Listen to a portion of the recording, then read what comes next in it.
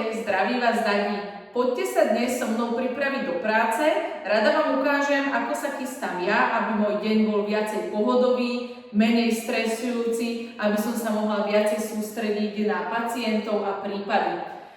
Pravidlo číslo 1. Pre mňa je veľmi dôležité, aby som prišla do práce zavčas. Mám novootvorenú ordináciu, momentálne tu nemám tým ľudí, ktorí by mi všetko pripravili, takže určite prídem dostatočne zavčas, aby som skontrolovala čakáreň, priestor, kde sa budú pohybovať majitelia psov a zvierat, vyšetrovňu, naštartovala počítač, skontrolovala software, skontrolovala, či je všetko pripravené na príjem pacientov.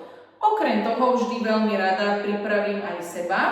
Je leto, dneska bude veľmi teplý deň, takže si potrebujem obliecť pohodlné oblečenie, v ktorom sa nebudem 8 hodín potiť, keď budem dvíhať psov na stôl a tak ďalej. Určite si potrebujem spraviť kávu a mať dostatok času, aby som mohla prepnúť z módu civilného do módu veterinárneho.